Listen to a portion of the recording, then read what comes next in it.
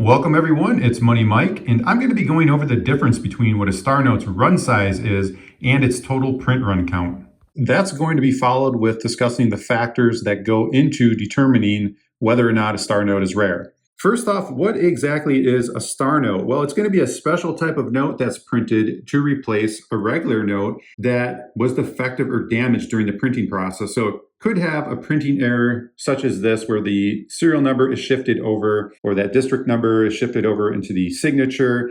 It could have other defects or ink smears, and it ends up getting removed from circulation if it's caught while still at the printing press, and it gets replaced with a star note. These star notes are also called replacement notes, but they're often referred to as star notes due to this easily identifiable star at the end of the serial number.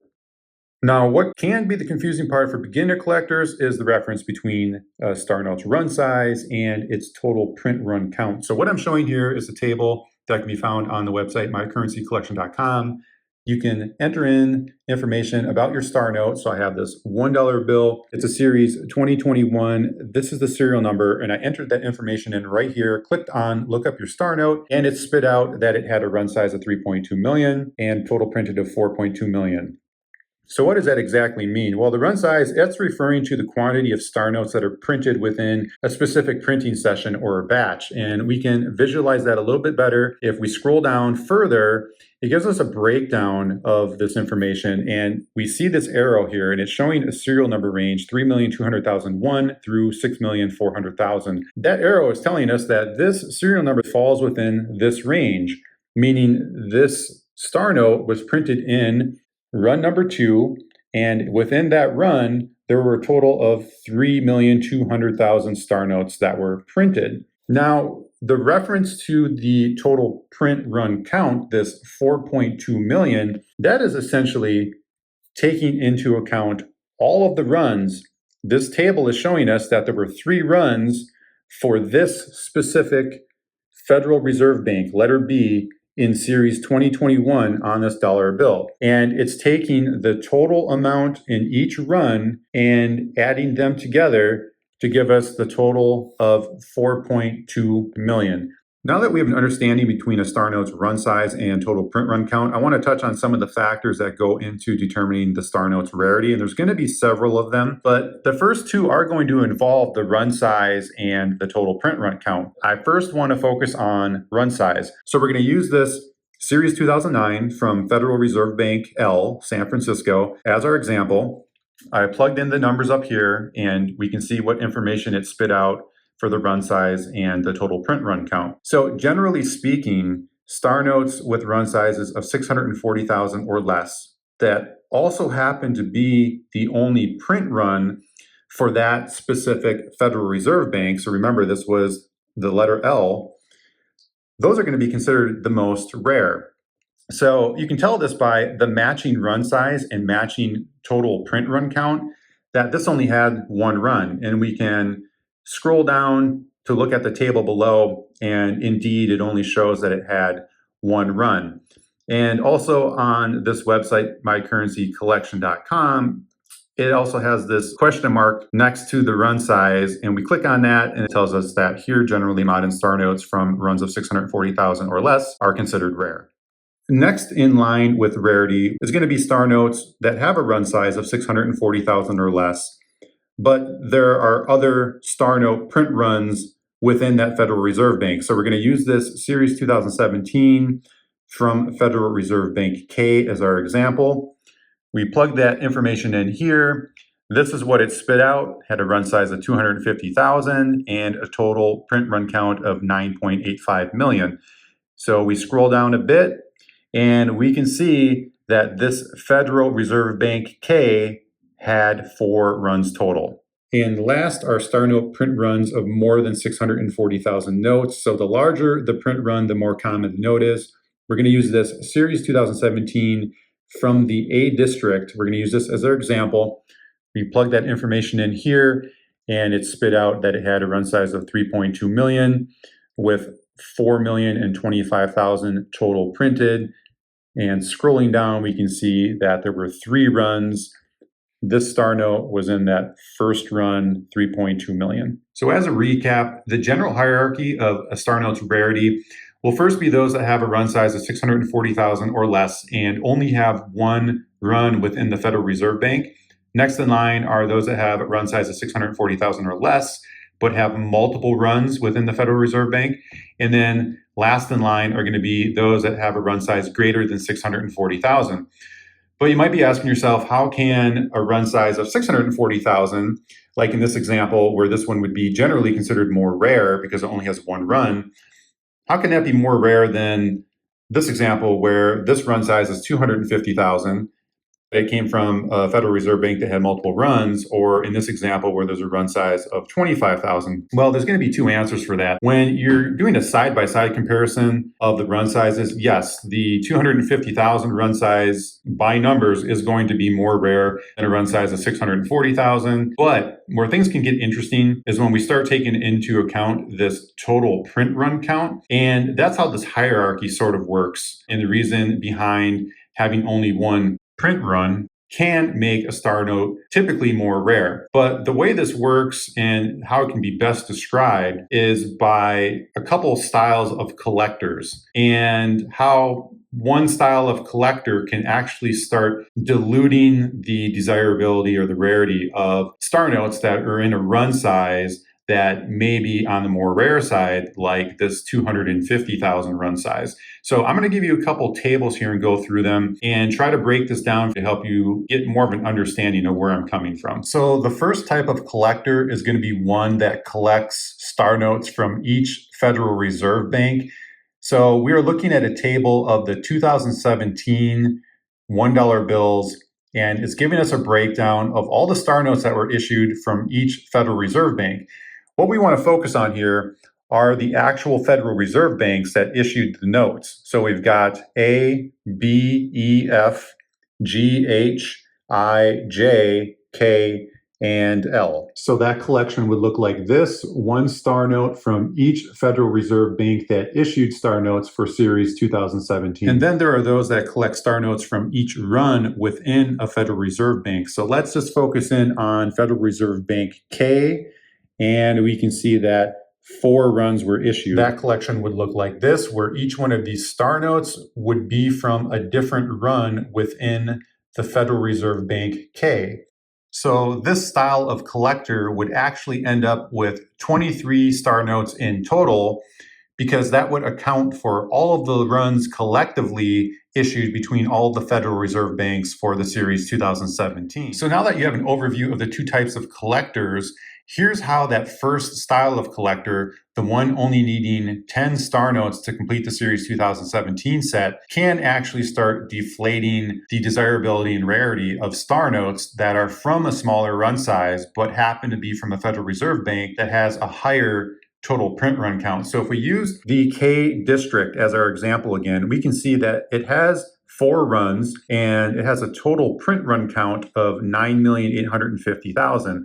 Well, the collector who's only looking for one star note to complete their K district slot, they could easily find that star note from run 1, 3, or 4, which has 3.2 million per run. So that should be a much easier star note to find either in circulation or a much cheaper star note to buy than the star note in run number 2. So since that collector is not necessarily seeking a star note from run number 2, the more rare run, that can actually start diluting the desirability and rarity for that star note in that run, because there's only one other type of collector looking for it.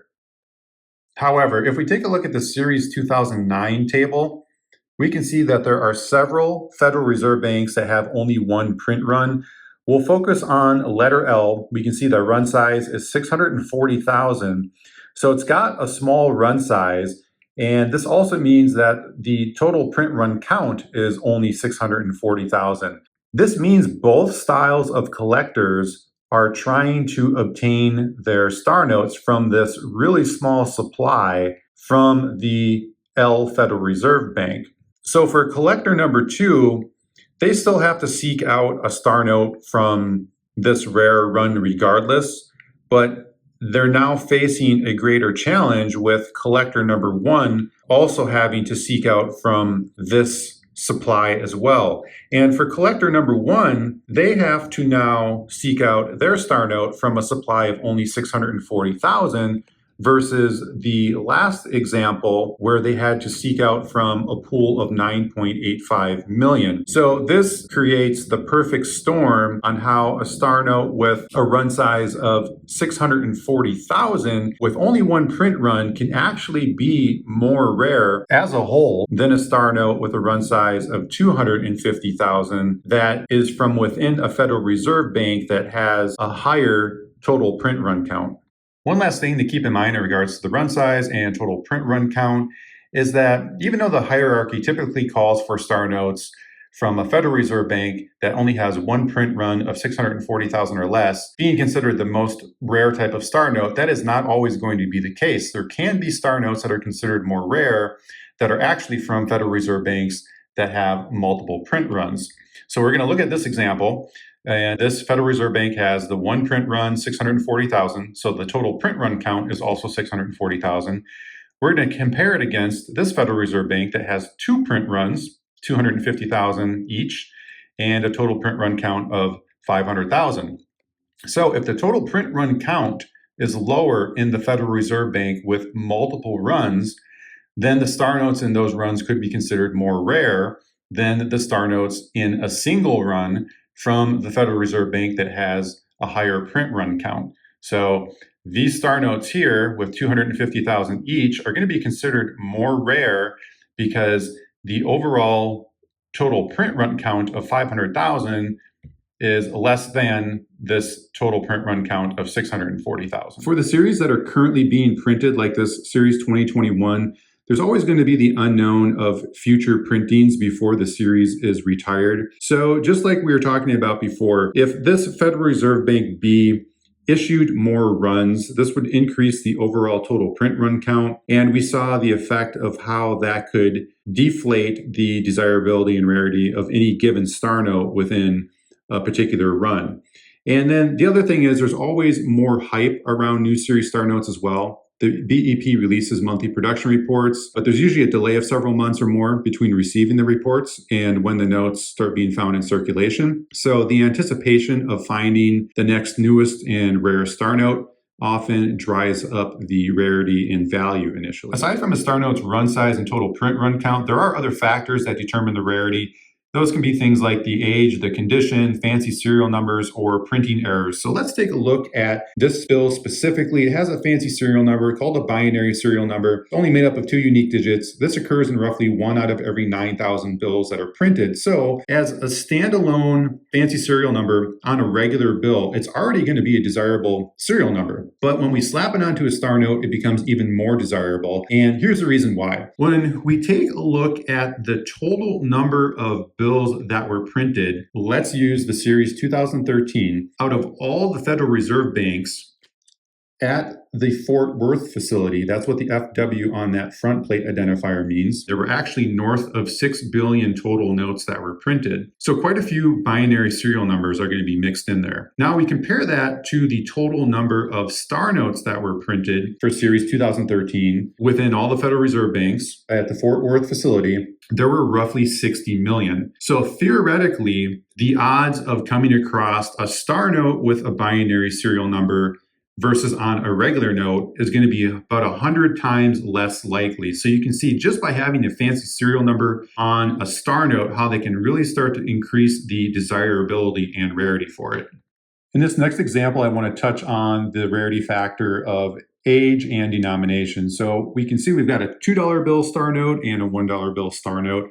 And as you can imagine, just because the $2 bills aren't seen in circulation very often, they're unique in that sense and have a standout feature to them versus the $1 bill. So in that sense, they're going to be more desirable to some collectors. And then in terms of the age, we've got this Series 1976 versus Series 2017. Simply put, this Series 2017 is going to be a lot easier to find, whether that be in circulation or to purchase, than this Series 1976. And that's simply due to the survival rate. This Series 1976 has been around for decades, versus this Series 2017, only a handful of years. So generally speaking, the older the series, the less available bills from that series there are going to be for either finding in circulation or for purchase. The last example here I want to touch on is going over the rarity factor of condition.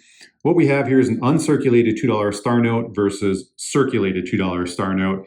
And the star notes in mint condition are generally going to be more valuable and sought after by collectors simply because they're a lot nicer to look at than a circulated note. And generally speaking, these uncirculated notes are going to be more tough to come by than the circulated notes. Keep in mind with the different rarity factors I'm giving examples of, I'm using bills that are on an equal playing field with each one of the factors. So even though this is an uncirculated bill and this is circulated, that's going to be the only rarity condition separating the two. Neither one have any additional rarity feature that would give it an unfair advantage. So this doesn't have any fancy serial number, neither does this one. They're both from Series 2017A from the G district. They're both from the same run. They have the same total print run count and neither one have any printing errors. So it's simply the factor of condition giving the uncirculated one more rarity. But I could bring in this circulated 1976 series and this could have more desirability and rarity than this uncirculated Series 2017A. Same holds true if this had a fancy serial number, even though it's circulated, that could in fact be more desirable and rare than this uncirculated note. So the takeaway is that these rarity conditions do have some hierarchy and can be intertwined. And in doing that, that can change perspective on the rarity level